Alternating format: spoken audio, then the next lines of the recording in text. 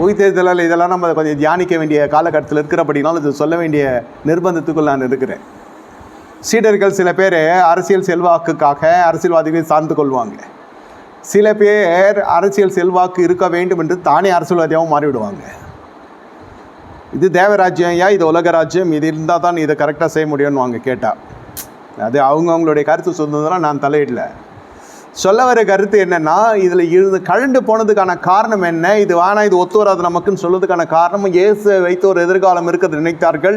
இயேசு தான் நம்ம எதிர்காலம் என்று நினைக்கவில்லை. அவர் சொன்ன வார்த்தை, நான் இப்படி வாழ்வேன், இன்னும் 5 வருஷத்தில் இதெல்லாம் நம்ம இந்த அத்தனை ஏக்கரும் நம்மக்கிட்ட தான் வரும், உங்களுக்கு இங்கெல்லாம் ஆலயம் கட்டி கொடுக்குறேன்னாக்கா எல்லாருக்கும் ஒரு பலமான உபதேசமாக இருந்திருக்கும், பெரிய எதிர்காலம் இருந்திருக்கும். அவர் என்ன சொன்னார், நான் கொஞ்ச நாள் செத்துருவேன்டா, ஆனால் உயிர் தெழுவேன். இது செத்துருவேன்றது தான் பதிதே தவிர உயிர்த்தெழுதலாம் விசுவாசிக்கலை. இப்போது அந்த பக்கம் போகாதீங்கன்னா போவேன்மா, அந்த வீட்டில் ஒருத்தன் தூக்கு போட்டுக்கன்னா நைட்டில் வரான்டானாக்கா அது ரொம்ப பதியும். பகலில் போவான், ஆம்பளை மாதிரி தைரியமாக போவான், மூக்கு மீசை முறிக்க. நைட்டில் போக மாட்டான். நடைமுறை சிக்கல் ஐயா, 90% போகாது, 10% போகும். இதுதான் உண்மை. இயேசு என்னவோ தரப்போகிறார், இயேசு எதையோ செய்ய போகிறார். அவரை பின்னே தொடங்குற பொழுது நமக்கு விடுது. இப்போ கண் காது செவிக்கெல்லாம் எனக்கு பிரச்சனை கிடையாது. ஊனமாக இருக்கிறவன் சுகத்துக்கு வந்தான்.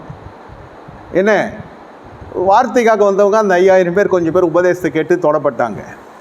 இதை செய்தியை கேட்டு பலாயிரம் ஜனங்க என்ன நினச்சாங்கனாக்கா, நம்மளுக்கு பஞ்சத்தை போக்க வந்த தெய்வம் அவர், நமக்கு சாப்பாடு கொடுப்பாரு இங்கே போனால். அந்த மாதிரி போயிடுச்சு.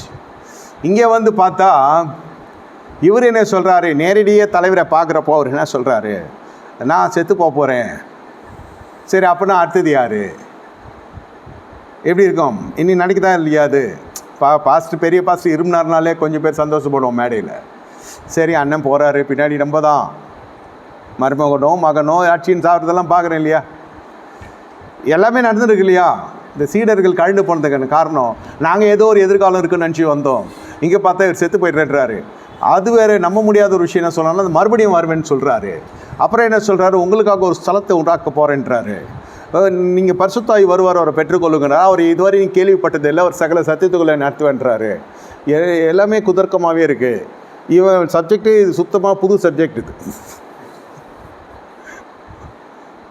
இது ஏதோ முடிச்சு போட்டு பார்க்குறான், ஒன்றுமே ஒத்து வரவே மாட்டேங்குது. தேற்றவாளன்றாரு, ஒரு ஸ்தலத்தை உருவாக்க போகிறேன்றாரு, போயிட்டு உங்களை கூட்டின்னு போகிறேன்றாரு. அது அந்த பிளாட் எங்கே இருக்குதுன்னு காட்டினா கூட நான் பார்த்துக்குவேன். ஸ்தலம் கட்டுறதுக்கு முன்னே நிலம் இருக்கும் இல்லையா? எதுவுமே புரிகிற மாதிரியும் பேச மாட்டுறாரு. இந்த 12 ரொம்ப புரிஞ்ச மாதிரி மண்டே ஆட்டுதுங்க. அதுங்க போக முடியாது.